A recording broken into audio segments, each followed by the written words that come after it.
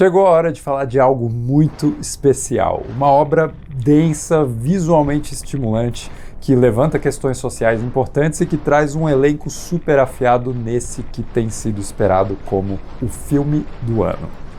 Vamos falar de Os Aventureiros, A Origem, filme do Lucas Neto enfrentando altas confusões enquanto... Não, brincadeira. É claro que eu tô falando do filme da Barbie.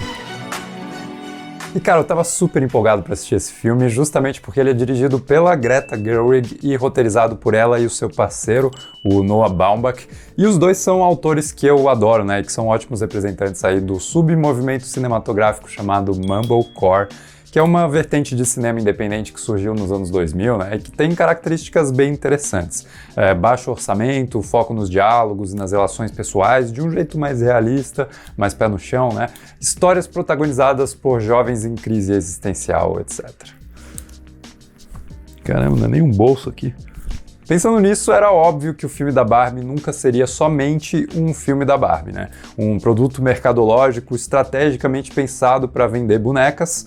Embora ele com certeza vai fazer isso também, né, cara? A quantidade de gente vestida de rosa no cinema era surreal e maravilhosa. Mas Barbie tem a voz, o visual, o clima e a alma da Greta Gerwig do que ela representa. É um filme explicitamente concebido para discutir feminismo, patriarcado, papéis de gênero, né? E todas essas temáticas que afugentam e irritam aquela galera da internet que prefere simplesmente taxar qualquer tipo de debate de ideias como lacração. Essa palavrinha bem vazia que cada vez mais significa menos. Agora, o mais interessante é que o filme aproveita essas temáticas para se divertir, cara. E a Greta usa os conceitos abordados para montar uma grande brincadeira lúdica que não pretende resolver o conflito entre homens e mulheres, e nem poderia, né? Eu acho que o papel de um filme não é mudar a sociedade, mas sim refletir as mudanças que já estão ocorrendo nela. Mas o que ela faz é desconstruir a nossa concepção de masculino e feminino de um jeito que seja pertinente, mas também engraçado, que renda ótimos set pieces, números musicais, diálogos acelerados e alfinetadas bem-humoradas. Além disso, o filme explora a própria contradição da marca Barbie, né? Que por um lado trouxe uma ideia muito plural de independência feminina, Barbies podem ser o que elas quiserem, né? Mas a marca também estabeleceu e sustentou padrões surreais de beleza e imagem que afetaram a autoestima de pessoas durante décadas. E é interessante como essa questão estética se transfere perfeitamente das bonecas para os atores e atrizes de Hollywood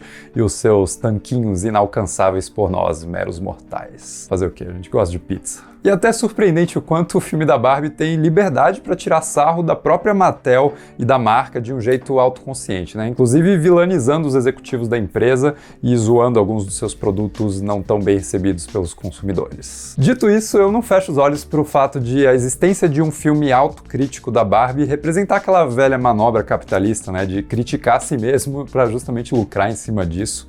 Agora, qual seria a alternativa? Não criticar, não trazer algo a mais? Sei lá, cinema é indústria, filmes precisam fazer bilheteria e podem e devem fazer isso, enquanto também constroem um pensamento crítico. Então sim, Barbie ironiza e desconstrói o legado das bonecas da Mattel, enquanto também homenageia a história da empresa, preenche a tela com um monte de easter eggs que eu jamais saberia identificar, e tá tudo bem. Bom, depois dessa não tão breve introdução, vamos falar do filme em si, começando pelo visual. A Greta comentou que uma das suas principais intenções era criar uma artificialidade autêntica, algo que fosse totalmente fantasioso e imaginativo, mas também tangível.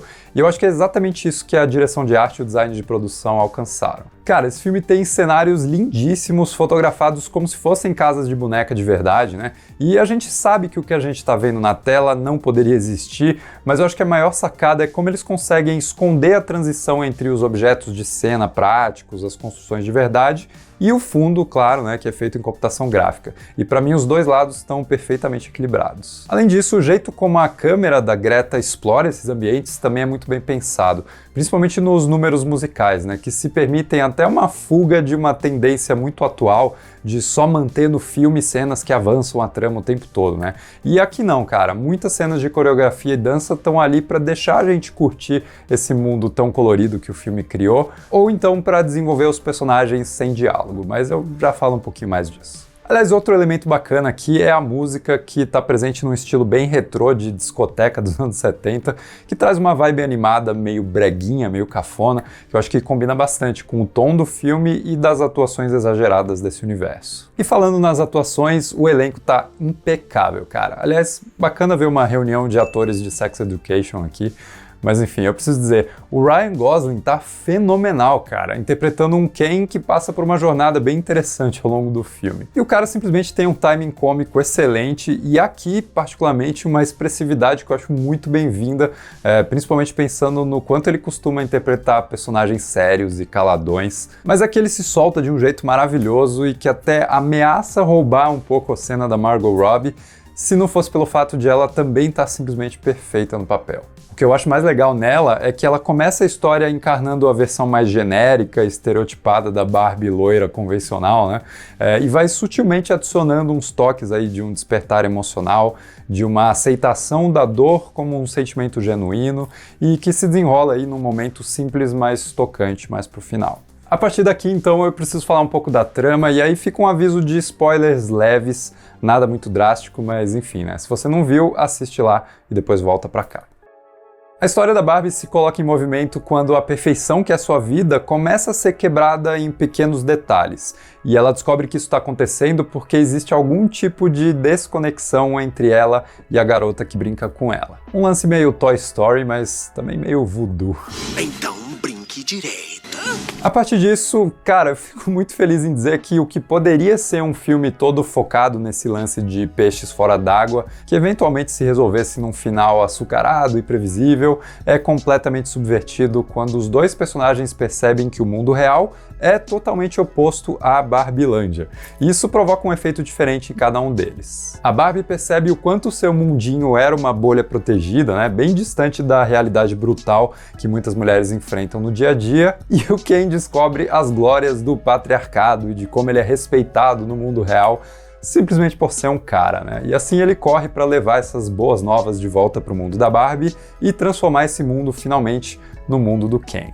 Ou como uma personagem descreve em determinado momento, uma coleção de caras que ficaram fazendo petição para lançarem o Snyder Cut da Liga da Justiça. Calma, fãs do Snyder, somos todos amigos, relaxa, não precisem levar tão a sério, é uma piada. Eu devo dizer que o que menos funciona pra mim nisso tudo é a piada com os executivos da Mattel, né, que aparecem ali como sendo um grupo composto só de homens que basicamente tomam todas as decisões da empresa, que eu acho que a piada é engraçada de primeira, mas depois eles simplesmente ocupam tempo de tela, né, e colocar o Will Ferrell como CEO da empresa é uma escolha meio preguiçosa de elenco, já que ele foi o vilão no filme do Lego, e o filme do Lego obviamente é uma inspiração pro que tá sendo feito aqui, então me parece simplesmente, cara, funcionou lá, pega o mesmo cara e coloca aqui. Além disso, a trama apresenta duas personagens, mãe e filha, que estão aqui basicamente para recitar explicitamente os conceitos feministas que já estavam sendo bem trabalhados antes, né? Isso pode parecer discursivo demais para algumas pessoas, mas a participação delas se torna, sei lá, um desabafo tão sincero, né, que para mim funcionou.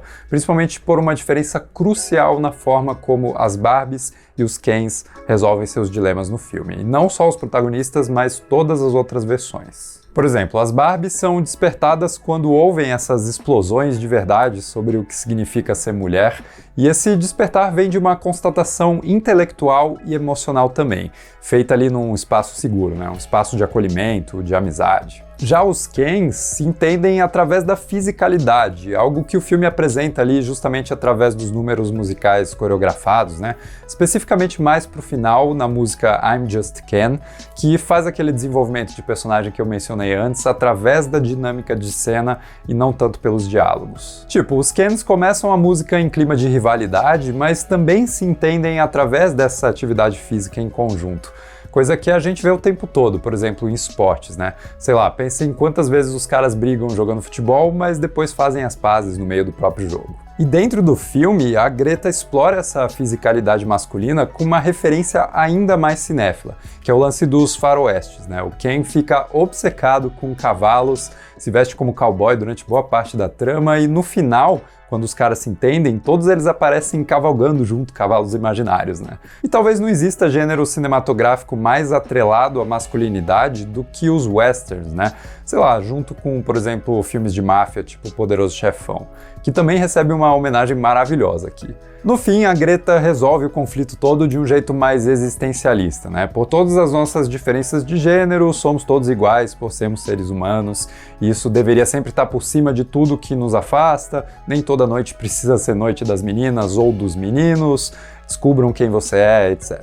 Com isso, o final traz uma saída simplificada, mas, na minha opinião, elegante, que sustenta o propósito principal de Barbie, né? Que, de novo, é se divertir e nos divertir com todas essas angústias sociais. Coisa que provoca até um certo desconforto no tipo de humor que o filme acaba gerando, né? Nem todas as piadas fazem a gente rir, algumas funcionam mais naquele terreno de humor por constrangimento, mas justamente por isso é um filme que foge do tipo de produto seguro e enlatado que o cinema blockbuster tem se acostumado a entregar.